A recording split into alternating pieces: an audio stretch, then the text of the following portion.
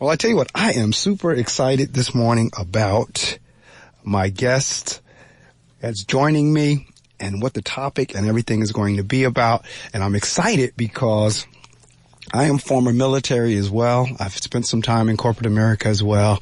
And my guest this morning, we're going to talk about, see, I told you last week I had a Renaissance man on. Well, I have another Renaissance man on today. And I'm going to read his bio real quick and we're going to get underway. Marty Strong has been a leader and business consultant for decades. First in uniform as a combat decorated Navy SEAL, and then in commercial business. Marty is a thought-provoking writer, speaker, and guest expert with over 350 appearances on national cable TV and hundreds of radio and podcast interviews to his credit. Marty is the author of Be Nimble, How the Creative Navy SEAL Mindset Wins on the Battlefield and in Business. Marty's writing, business consultant, and speaking expertise.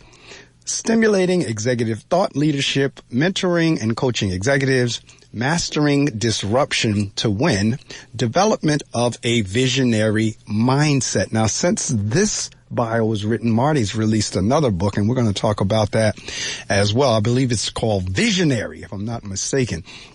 But we're going to work our way up to that as we always do. I tell you what, as I always tell you all, wake somebody up. Depending if they're overseas or not, they're already up. But if they're in this country, depending on the time zone, wake somebody up because this is going to be an interview that folks need to hear. So tell them to text somebody, tweet somebody, to log on to gobrave.org if in the northern New Jersey area, 88.7 FM. Marty, welcome to the Reading Circle with Marc Medley. Thanks for having me, Mark. Thank you for now. Where are you calling out of? Because again, my guests call from all over the country, all over the world. Where are you calling out of? I'm calling from Virginia Beach. Virginia. Okay, so at least you're on the East Coast time. Because some of my guests are either Mountain Time, Central Time, Pacific Time. So at least you're, it's early, but it's not as early as it could be for some of my guests that are calling, on the West Coast. All right. That's right. Virginia Beach. We're good. All right, Virginia Beach. I know Virginia Beach well. I've been down there multiple times, several times. I have family on the other side of Virginia, but I do know that Virginia Beach, Chesapeake area, Norfolk area as well also. Now, are you still in that area because of the Navy or just kind of like that's where you are? Well, no, I mean, it's a big military area. There's, Langley Air Force Base. There's a couple of, Army bases. There's 4 or 5 Navy facilities of different kinds. But I retired and I left here, went up to Maryland, and then I came back down to work for a company that was headquartered here in Virginia Beach. So, ironically, I spent most of my career in Virginia Beach, I think 16 out of the 20 years, and I ended up back here in 2005, and I've been here ever since. Okay, that's what I got, because I know the area. I know that I'm very familiar with the military, and nowhere close, because we're going to talk about Marty's military career in a couple of minutes. But I mean, I was a jet engine mechanic in the Air Force, but nowhere close to the assignment that Marty have. If any of you know anything about the military at all, you know that when it comes to Navy SEALs, they are like the toughest of the tough. As a matter of fact, Marty, is that your true last name, Strong, or is that your stage name? I wouldn't have picked Strong. It attracted a lot of unwanted attention when I was in my early selection process for the SEAL. So, yeah, that's my real name. The reason I asked the question is because my last name is Medley, and I am a musician as well. And people would always ask me, is that your real last name or is it a stage name? Like, no, it's my real name. Yeah. So when I saw Strong on there, knowing that you were a SEAL and everything else that you're doing, I just thought, I would ask. Like I told you, it's going to be very informal. So Strong is your actual real name. Now, this is the other thing, because I'm a big believer in the power of words and the, law of attraction and so forth and so on. So I do believe that what we constantly feed into our spirits and feed into ourselves is what we actually become. I mean, I've actually known people who are like Doctor. I've known folks who were in art, who their name was actually Art, and so forth and so on. So it does not surprise me that you would be a Navy SEAL with the last name Strong, even though I know how military operates, so I know that caused you some serious grief. Yeah, and you're right. You look at the meaning of names. I mean, I was a baby when I was named Martin Strong, but if you look up the root meaning of Martin, it's derived from the god of war, from Mars. So basically, my name means warlike and powerful. That's right. And somebody told me that once. And I went, really? And I was like 135 pounds. And I go, okay. But the thing we hear most is our names. That's, if we don't hear anything else throughout our lifetimes, what we hear most is our name. So I'm really, again, I am not surprised at all that you wound up doing what you're doing and what you've done based on your name. And I'm really impressed because very few people that I've come across actually know the meaning of their names. And so you're absolutely right. You, for the most part, came what your name says. Now, all right, so let's get into first off, how did you wind up being a Navy SEAL? Is that something you always aspired to do, or where did that come from? And how? Because it's kind of like I said, that is, folks, Navy SEAL is the toughest of the tough. I mean, I know we have the Marines. I know we have the Air Force, the Army, and so forth. But there are different branches and there are different assignments and there's different levels of toughness. At the top of the scale is Navy SEAL. So let's talk a little bit about that experience before we even get into everything else, Marty. Well, I didn't aspire to be a SEAL. I was 17 when I joined the Navy, and weighed about 125, 128, soaking wet. And when I joined the Navy, it was before books about the SEALs or movies about the SEALs or TV shows about the SEALs. So, and when I got into the SEALs, it was very, very subdued. You didn't even put things on your uniforms when you traveled that indicated that you were anything other than just a sailor. So it was a different time. And so I didn't know about it. I went to boot camp and I took a swim test, which actually had a lot more other than swimming involved in it, not realizing what I was actually doing because I was there to take the swim test portion. My name got down on a clipboard, and I went to radar air traffic control school after boot camp. When I got my orders at the end of 17 weeks of that school, it said, report to SEAL training, Coronado, California. So I was confused. I called my dad, who was a Korean Navy war veteran. He was confused. He said, they call them orders for a reason, son, so get out there and go find somebody in charge and get it figured out. So I did, and the person I found in charge talked me into staying. Wow. And like Marty said, see, as I keep emphasizing that the Navy SEALs are the toughest of the tough, is because over the years, they have become, for lack of a better term, glamorized, and to a degree, rightfully so, because they do the missions that nobody else want to do. I mean, they're the ones that kind of open up the way. They're the ones that, I mean, whenever you start hearing about the assassinations of Osama bin Laden and some of these, and Saddam Hussein and some of these other, like, really big, famous hits, Navy SEALs are always involved in those. And then there are other areas that we don't know they didn't, because for the most part, they kind of, like Marty just said, they kind of work in secret. Like, you don't know who they are, but they have to go through one heck of a training process, and they have to be able to survive just about any type of situation you can possibly imagine, whether it's in the air, whether it's in the water, whether it's on land, whether it's anywhere. They are trained on how to survive that. So you're Navy SEAL. How long? And by how long were your orders for? How long were you a SEAL? 20 years. 20 years? Yes. Wow, 20 years as a Navy SEAL.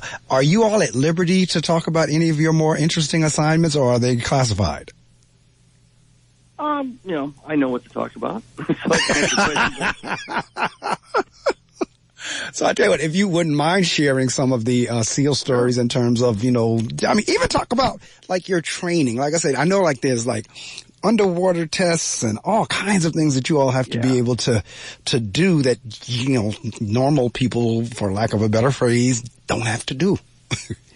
Yeah, I think, and hopefully it will be enlightening to your listeners. There's a lot of things that I kind of relate to in my books about the difference between what the public thinks Navy SEALs are and what they do and how they're selected and what the reality is. So the first kind of disconnect or revelation is that what you see in TV shows or what you read when you look up the Navy SEALs and basically their early training, you see a lot of physical activity and you see references to being cold or wet. And what you don't really understand is kind of why is that even happening and what's the purpose behind it. And the purpose behind it is not to make you stronger and tougher physically. It's not to test how many push-ups you can do. It's not to see how fast you can run when you're, carrying 40 pounds of wet clothes and gear and things. What it really is, it's all to break you down psychologically. It's to create a situation, and I give a talk that's called The Voices in Your Head, but it's based on this concept. So it's basically trying to get you to a point where you start to have an argument. And the argument is between your ears. It's the voices in your head telling you this probably isn't what you should be doing in your life. You volunteered in. It's easy to volunteer out. You just go over and you say, I quit, and they have you ring a bell 3 times, and you're done. And it's as simple as that. So that's kind of tantalizing if you think about it. It's not torture and you can't get out of the prison. It's torture, and you can just say, okay, I'm done. And you're over. It's over right then. So your brain is freaking out with the fact that you have this choice, and it's not being forced to do it. So you made the choice, and it's not what you thought it was going to be. You thought, whatever you thought in your mind when you joined, you thought it was going to be something else. It's even worse now with the movies. It gives you a false impression. Like you said, the glamour of it. So the whole point of the selection process in the very beginning is to weed out people that don't have the psychological resiliency to win that battle or that argument in their head. It's as simple as that. And see, this is working up to Chris's books and the principles that he's trying to get folks to understand as they're taking on various challenges through life or in whatever field that they're in. Because the principles of exactly what Marty just talked about is what you're going to need regardless of what endeavor you're undertaking. In terms of, he's absolutely right, because I went through basic training with the Air Force, and while you're going through it, it doesn't make a whole lot of sense to you. But once you're out and you look back reflectively, because Marty, I just did not understand why when we were in training, we had to fold our underwear in 6-inch squares. I just did not understand why we had to fold our socks and have our cabinet, everything in its place. Or when we were out with our training instructors or the drill sergeants, playing all kinds of, like you say, psychological tricks. Because I remember we would be marching around the base, and we would come up across, in the Air Force, they're called flights. We would come across another flight, and the drill sergeant would throw his voice just to see who would respond in the oncoming flight.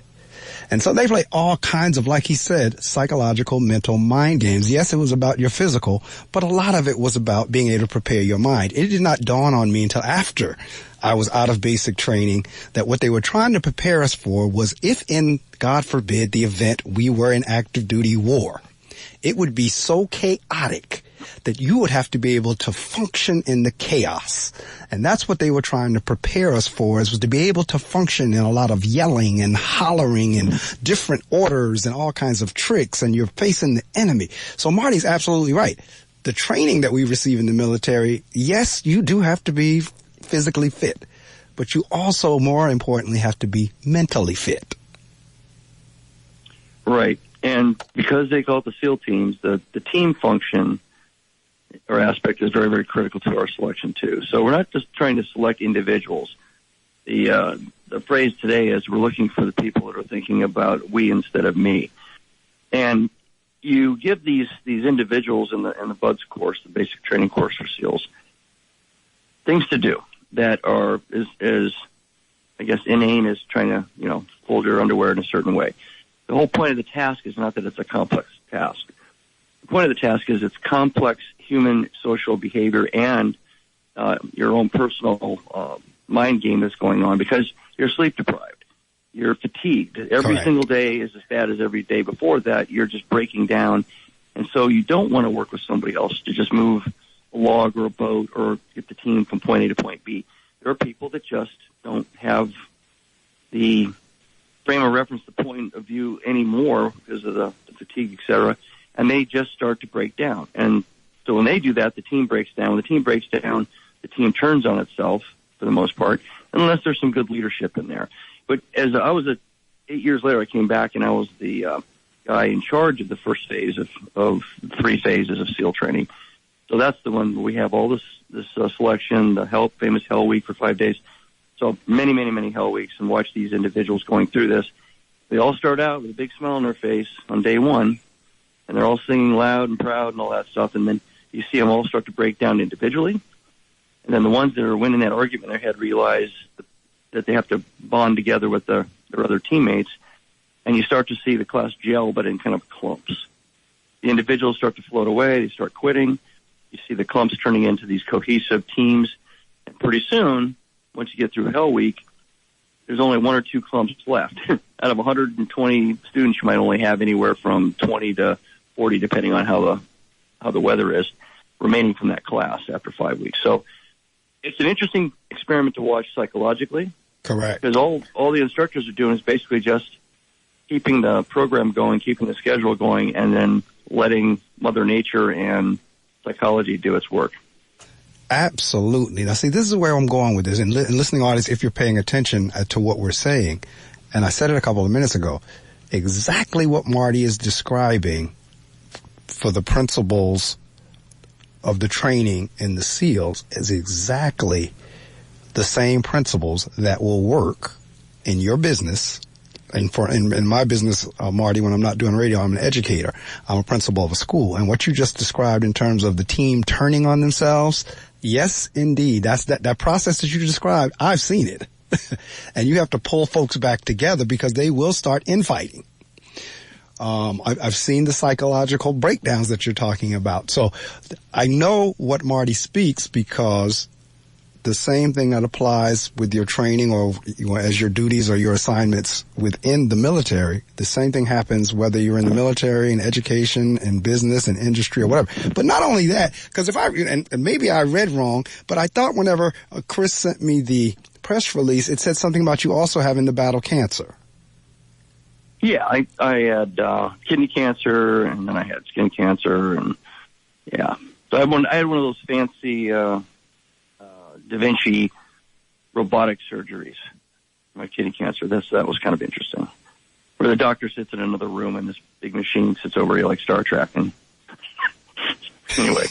Well, where I'm going with that is, even that, you have to have the proper mindset because most people, when they hear the word cancer, their mind immediately goes to death. And, if you're going to fight it and beat it and win, you have to have the proper mindset to do that. Yeah, I have an advantage.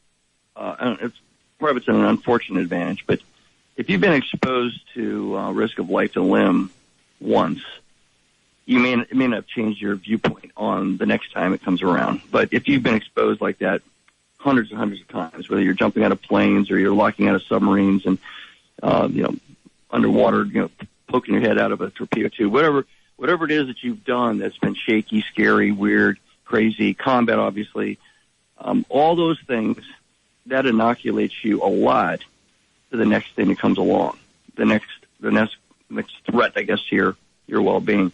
It's unfortunately the same thing with death. If you see lots and lots of your friends dying, and we lost and still do lose lots of guys in training. The training's got to be extremely aggressive. It has to be on the edge of what we think the worst case scenario is going to be in a combat mission. So BUDS is hard, but once you're out of BUDS, then we consider everybody is hard enough to keep moving at a faster pace and to reach a higher standard. So it's actually more difficult and you do tougher things, far more tougher things after you get out of that screening process. And because of that, you get to a point later in life where if you've lost 20 or 30 friends and you're only 28 years old and you've personally, psychologically, and sometimes physically been beat up or risked your life, the next thing that comes along, the next death, you just kind of take it in stride and say, okay, it's not about a willful, I'm going to beat this kind of a thought process for guys like me. So, I don't want to make it sound like I was heroic because when I found out about it, I said, okay, what's got to do, we got to do. Let's make it happen. And I didn't even think about the fear side of it because I passed that threshold years ago.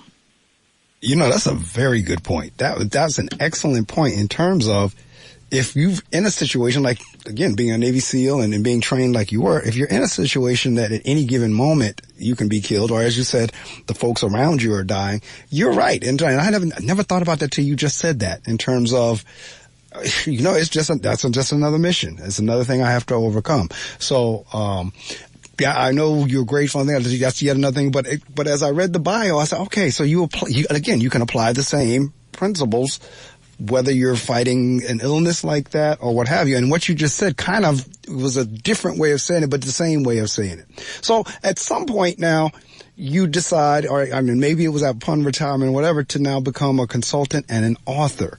Let's talk a little bit about that. And I see you have, I'm looking at least 4 books on your website now. I see Be Nimble. I see the Time Warrior Sagas.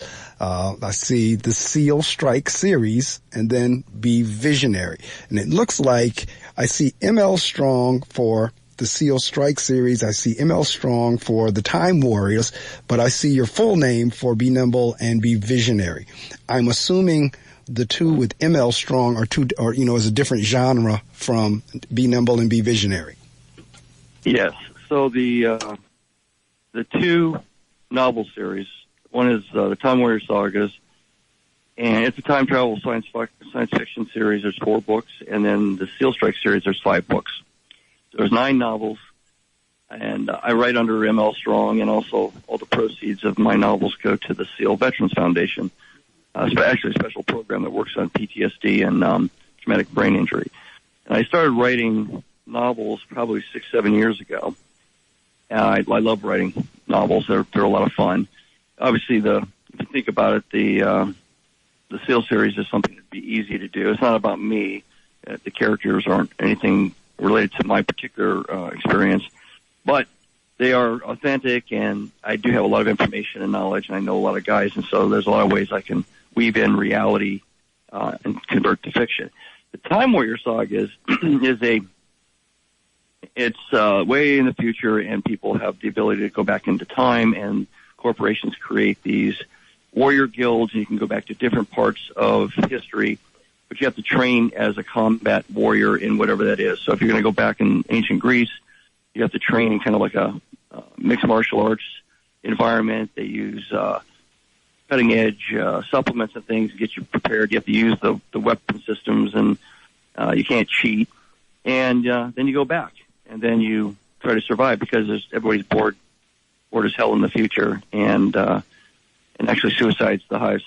Wow. Is the highest reason for death. So the time travel thing is, it takes the warrior ethos of the SEALs and the brotherhood, and 2 people fighting elbow to elbow trying to survive, with the extreme contrast of in the future where it's cradle to grave coverage and people are so well taken care of they're bored out of their mind. So anyway, that's those 2. But and then the two business books are those proceeds aren't donated. That's just part of my business. So which came first, the business books or the novels? The novels. So when you decided now, because this show really is to encourage folks to read, and that's why we love to get the exposure for the books and everything out there. But when you now decided to become an author, I just heard you say you love to write.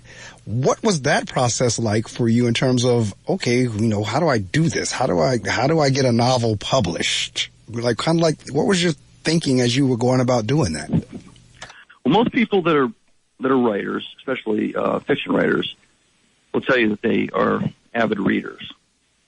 So correct.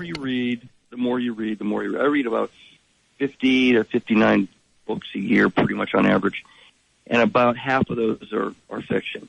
So I'm constantly reading, and I don't necessarily look for big names or 5-star ratings based on sales. I just kind of mosey around year after year and pick different things that I want to get involved in. And sometimes the books are not as well written, and sometimes they are. Sometimes the stories fall short or don't seem to make any sense, and sometimes they're brilliant. And I learn a lot from both of those, the good examples and the bad examples. And I started reading at a very young age, and I was one of those kids that always had a book somewhere tucked away.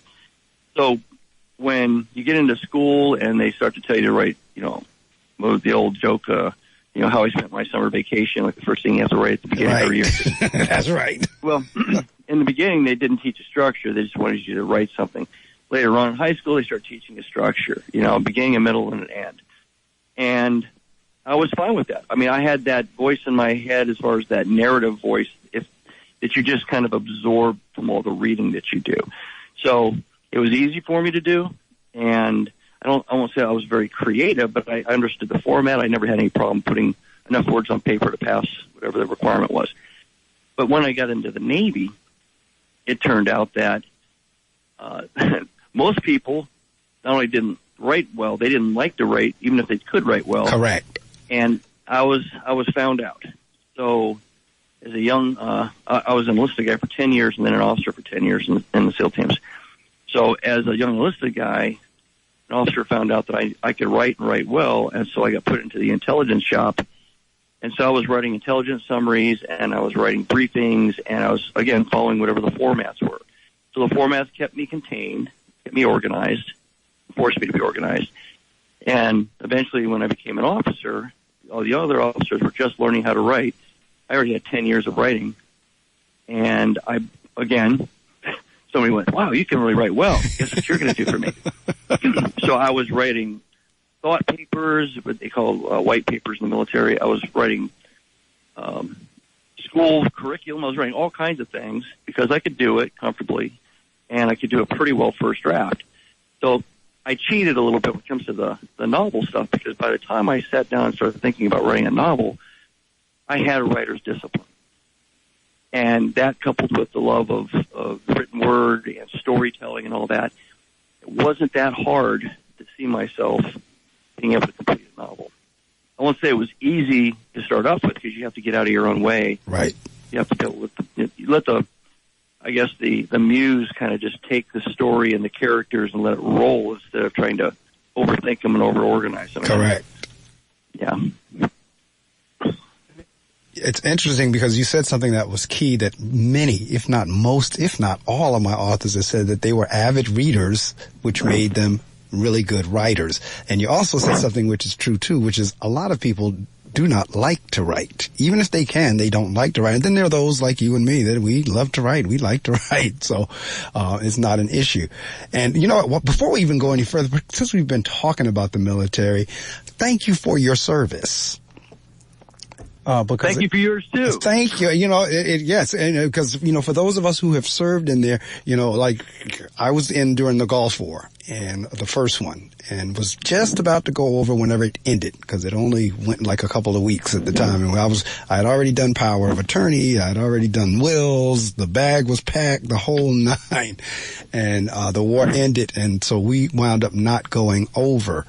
But it is an experience, and it is a great experience. And from a training perspective, the reason I keep focusing on this training was because those who do go through the military and military training, for the most part, you go in there and you take on a different mindset in terms of how to do things.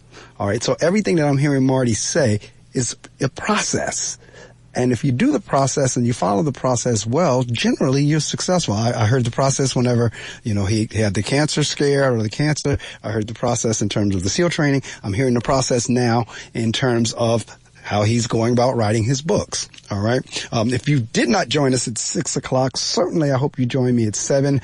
My guest this morning is Marty Strong, and we're working our way up, or we're actually now into his books that he has authored. But he is an entrepreneur, author, speaker, and retired Navy SEAL. And we're putting all of that together because Marty uses all of his experiences and training to now help other folks do well in industry and in business. So, all right, so now you've written your novels and everything. Were you already, was your consultant business already in place when you did the novels, or was that after the novels? No. I've been and still am a CEO of an enterprise. It's an employee-owned enterprise referred to as an ESOP. So there's 4 companies within this kind of umbrella organization, about 800 employees scattered around the country. So I'm still the CEO. Probably by the end of this year, I'm going to, quote unquote, retire from that. I've been building up consulting and paid speaking as my next act, so to speak, right, over the last 2 years. It's part of why I was writing the two business books, so I can kind of do a graceful segue away from being in charge of a organizational structure and doing day-to-day business operations, leadership, and move into the things I really love to do. I mean, I write about all that in Be Nimble and in Be Visionary. But I'm doing philanthropy. I'm on the board of Best Robotics, which is a a great organization, been around for 30 years that does robotics competitions for kids, 6th grade to 12th grade, all around the country, like 20 or so a year, 2-day competitions. So there's a lot of things I want to get involved in, a lot of things I'd like to do more than sitting around listening to HR and lawyers and stuff. So and I've been a CEO for 13 years, so right. I'm pretty much done with that. I'm ready to take the gold watch, whatever it is they give you. Probably won't get it since I'm the CEO, so I'd have to give it to myself. But it makes perfect sense as to why Be Nimble and Be Visionary. As a matter of fact, you're doing, like you said, exactly what the 2 business books are about, particularly the Be Visionary, because you're not only looking at what you're doing now and the same thing going backwards to where you are now. You're always kind of looking, okay, what do I want to do next? Where am I going ahead? So Be Nimble. It says, I'm reading from the website, the worldwide COVID-19 pandemic has upended doing business. Oh boy, has it. Any business as we know it, maybe forever. Remote work, enhanced virtual work, urban flight, suburban and rural real estate booms, nothing has been left untouched. The crisis has created 3 classes of people. The wait and see crowd, the world has ended crowd, and the seize the moment crowd. Crisis is opportunity. In fact, the Chinese word for crisis is the combination of the word for crisis and the word for opportunity. This has been acknowledged as long as humans have existed.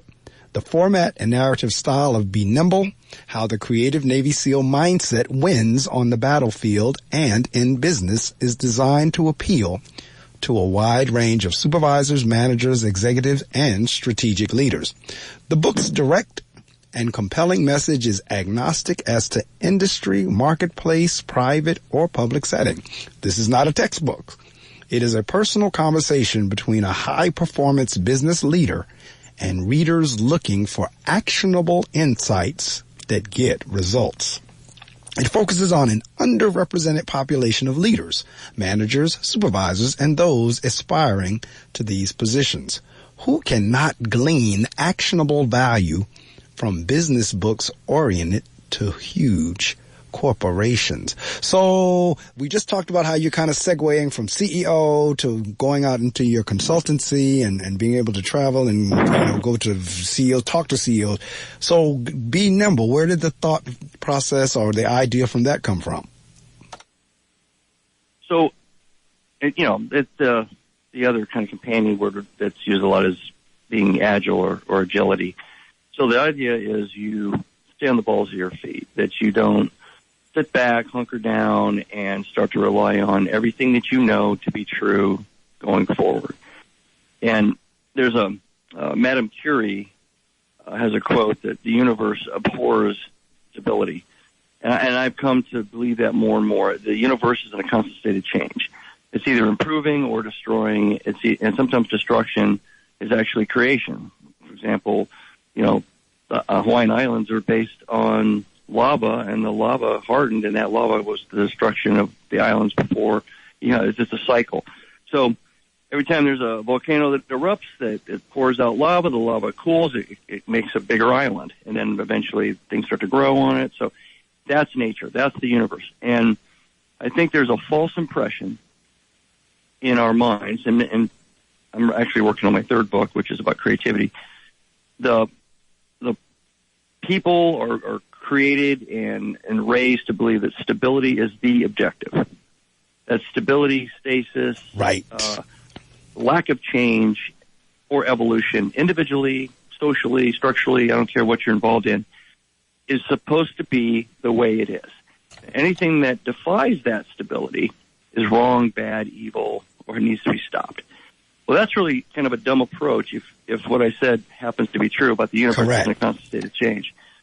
So if you look around at the people that have seized the moment in any area of life, any vocation, every industry, the great heroes, the people, the Teslas and the Edisons and the Steve Jobs, and all these people, you start looking at their background, they basically said, I don't care what the rules are. Correct. I'm not going to obey and comply the rules of life, the rules of the business, the rules of electronics, the rules of whatever science, because that's all based on history. It's all based on what we know up to this point.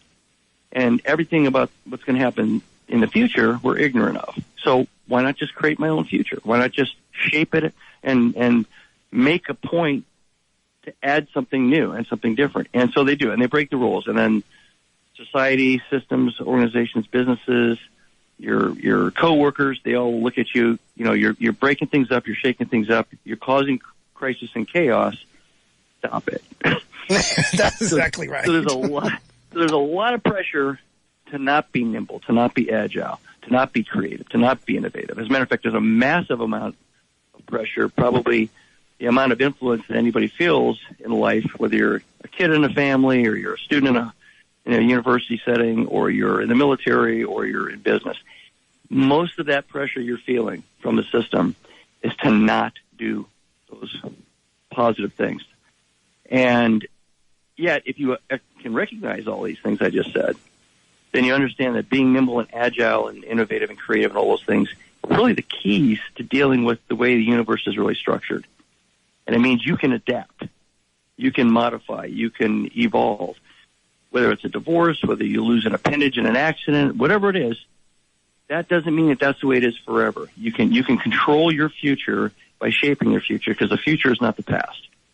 And that's kind of the gist of why I use the word nimble. So it's a thought process and a mindset. Well, I tell you, it's interesting that you brought up the folks that you brought up, because Steve Jobs, I absolutely love Steve Jobs. I mean, a lot of people think he was crazy, but I've read the book, and it was a voluminous book. But I read the book as well as I watched the movie. And I love the fact that, you know, him and folks like him and you who are, you know, promoting being nimble, that exactly what you said is like, I don't care about the rules. And that's why we progress. I mean, Steve Jobs set out to impact 4 or 5 different industries, and he did it. I tell folks all the time at my school, I said, let me help you understand when we get on the computer why you're able to choose fonts. When Steve Jobs was in college, he didn't really want to go to college, and they kind of said, well, you know what, you do what you want to do. You make up whatever class you want to go to, you do what you want to. He took a calligraphy class, and it was from the calligraphy class that gave him the ideal of, well, why can't people choose on the computer how they want their font to look? And that's when he started incorporating that, and that's whenever, you know, all the rest of the companies caught on to it, so forth and so on. But it was things like that, like kind of like you said, breaking the rules. Like, you know, it was like one font. Period. You know, everybody had to type in the same font. And he was like, well, why don't we be more creative and give folks a choice into what? And that's where we get, you know, Arial and you know, script and Times New Roman and all this different choice. It's also where we got computers of different colors. Correct. That was against the quote unquote rules back then. IBM set the pace. It had to be some kind of a bland beige. Period. Correct. No, you're absolutely right. And so I'm using Steve Jobs as the example, but there are more folks, just as Marty just said, out there who are like that. And he's right in terms of those of us who like the status quo, don't want the status quo challenged. But in order for us to move forward, it has to be challenged, because that's the only way you cut. If you just keep doing the same old thing, same old thing, same old thing, same old thing, you're just going to keep getting the same old thing. But if you want to start getting into inventions, if you want to start getting into new things coming along, yeah, you're going to have to do exactly what Marty just said. All right. So I can tell you now, because I hadn't done it yet, but now, because matter of fact, I didn't realize Be Visionary was out already. I thought it was coming, but it's out. So, like you, I go through multiple books throughout the year, and most of mine now are on my Kindle. Most of them are on my iPad on the Kindle. So if Be Nimble and Be Visionary are in Kindle format before today is out, I will have downloaded them. They're in Audible also. Oh, great. And it's a good chance I will have downloaded the Seal Strike series as well. Time Warrior, I'm not sure about, only because that's not necessarily like I'm never been one of those Trekkies or into that like kind of stuff, but you never know. But certainly 3 out of the 4 before the day is out will be in my Kindle on the iPad, because again, even though I'm in education, the same principles apply, because I'm the principal of the school, so therefore I'm a leader. So I'm looking to learn some things from the books as well that I can apply as me being the leader of a school. So, all right. So now you're going into another foray. Matter of fact, that was Be Nimble, because this is when my authors come on the show, I don't want them to give the entire book away, because the hope is that folks listening will be intrigued enough, or their appetite will be whet enough that they say, you know what, because I'm going to download it or go to the bookstore and order it too. All right. So you've kind of given us the gist of Be Nimble. So now I see be visionary. I mean, are we, is the next one like be creative? Are you like, just like you have the Seal Strike series, are you going to have the BEB series or? Yeah, actually the third one's called Be Different. How Navy SEAL and entrepreneurs bend, break, or ignore the rules to get results. And it's all about creativity. All right, so that's kind of like what we were just talking about. So now the title somewhat sounds self-explanatory, but don't necessarily have to be. Because when you say be visionary, believe it or not, there are a lot of folks who really do not have a clue about vision. Yeah, so unfortunately, you're going to have a theme here. I don't want to act like everybody's being suppressed or oppressed when it comes to this, but when I'm talking about bending and breaking rules and not being compliant or obedient, I'm talking about thoughts. I'm not talking about like driving crazy or go ahead and just let your kid put their hand on the hot stove, and that way they'll just be more free thinkers or something. There are certain actions that you have to make sure people don't take just so they don't harm themselves, permanently. But I'm talking about the thought process, what happens in your mind, between your ears, what you should be able to control, and creativity is obviously part of that. But the vision thing is interesting. So I've always been told that I've had this knack for kind of looking around corners and seeing around corners and kind of having an idea what I think is going to happen. For me, I thought everybody could do it and was doing it. And it's nothing more than storyboarding out different potential paths of the future. Correct. But it turns out that vast majority of people have been, I guess, either indoctrinated or conditioned to see no value in that. Nowadays, there's actually risk in doing that. You sound like a whack job because everybody's measuring the past. Everybody's putting together key performance indicators and different kinds of metrics based on the past. And so they're managing, looking in the rearview mirror, and they're doing it happily. But if you say, hey, I think next year this is all going to be a problem, and we need to take a hard left turn and start now, or else we're going to be in trouble. And they look at you and they go, how do you know that? You don't know that. Shut up and just keep measuring. So even if you were a visionary person or a strategic thinker, from day one you're getting stuffed in a box. So and creatives have the same experience in general. So you don't have to be creative to be visionary. You just have to say to yourself, I'm going to zoom out once in a while. I suggest every day for about 10 minutes. Think about the future. Think about you in the future. Think about your family in the future. Think about your business in the future. And then zoom back in and look at the details, look at the tips of your toes, measure the past, whatever you want to do, and then zoom back out. If you do that, you'll start to get a mindset of looking at the horizon. And you also have to kind of look 360 degrees. What are the competitors doing? What are my neighbors doing? What are my coworkers doing? What's changing in the world? What opportunities are out there? What concerns or threats are coming my way? What do I need to do before that happens, positively or to dodge a negative?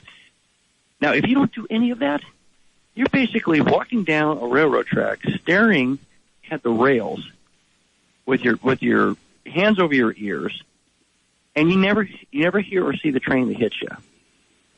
Correct. So optimizing and being hyper efficient in a micro sense and knowing exactly what you did yesterday or yesterday compared to 5 days ago, that kind of level of optimization and that kind of focus on efficiency is fine, but somebody's got to be taking their head, moving it up and looking at the end of that railroad track and seeing what's coming. No, you're absolutely right. As a matter of fact, it's interesting. I had the mic button off and I chuckled when you were talking about, kind of like visualizing, because, like me, I'm into vision boards. I mean, I have no problem with like getting magazines or whatever, or going online and downloading pictures and cutting them out and putting them on a vision board. Now we can do them digitally. I mean, I've done them that way as well. But you're right. I mean, people think, as much publicity and press as it gets, people still think that's odd. Yeah, but I'm right now. I'm taking a master class online with Aaron Sorkin on screenwriting, and I've been watching what he's been doing. But it's all creatives, right? There are people that Alan Sorkin's the guy that wrote the screenplay for A Few Good Men, and he did the West Wing series and all that. But it's not. It's structure. There's formats. There's certain kinds of rules to a 3-act play. But in between all those boundaries, it's unbridled creativity. Correct. You have a million choices on what you think is going to happen because you're controlling fictional outcomes. Well, in the real world, everything's fictional that's going to happen tomorrow because you don't know. Correct. So you can do the same approach. You can take the same approach that people are putting a movie together or a story or a TV series, and they storyboard out all these possible ways of doing show. You just do that for your future. And I say to practice for 10 minutes every day because as soon as you start practicing it eventually becomes a habit. You become comfortable with it. And then every day when you go into work, instead of just focusing on your to-do list or listening to the feedback from anybody that's working for you on the to-do list that they're responsible for, you start to have things that pop out at you and they don't make any sense anymore. There's objectives that are short range that make sense looking backwards, but they don't make any sense because you started to think about what's going to happen in 6 months.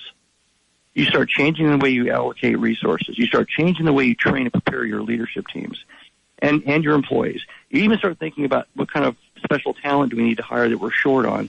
Because if we need people that know how to handle this particular scenario that I think is coming in 6 months, 12 months, we better get them on board. We better get them as part of the team. We better start getting prepared for this.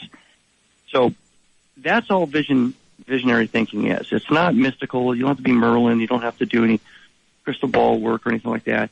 You just have to look up and think about it and spend enough time on it every day that your brain gets comfortable doing it. Your brain actually has two switches. There's a switch that's task-focused, and there's a switch that's called the explorer switch, but also referred to as the foraging switch. It's what allowed ancient human beings to go from working on, leather clothes and focused on specific tasks and safety. Then they had to get up and they had to walk out of that safety zone and go out and forage and look for food. Correct. And when they did that, they basically had to say, I'm going to suspend my understanding and belief in safety because safety, I'm going to starve if I don't go out and find the next food source. And so the explorer switch allows you to suspend that focus on the tasks and go out and take risks. It allows you to wonder about what's over that next hill, wonder if there's water around that next bend. So that's the way the brain still works. Brain science has finally discovered these two things. It's as simple as a left or right brain kind of function. And the more you exercise that forager switch, that explorer switch, the more you start to think and wonder and explore what might happen. And then you can start making it actionable. Absolutely. Now, I don't know about anybody else, but listening to you, you're like, you got things that are triggering thoughts in me right now, just listening to you as we talk.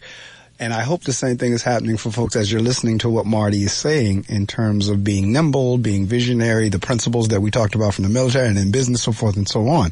Because I noticed the subtitle in Be Visionary, Strategic Leadership in the Age of Optimization.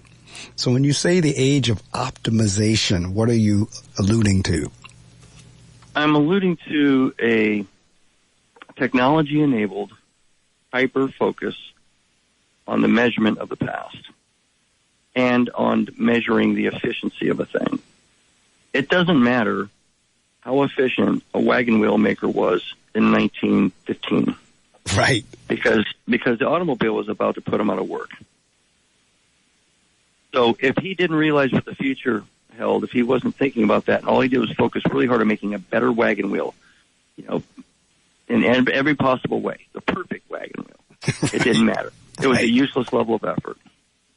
If you were trying to decide in a meeting what colors the BlackBerry should be in for next season, and you didn't realize the Palm Pilot was coming out, and that was a short segue into smartphones, it didn't matter what color the BlackBerry was.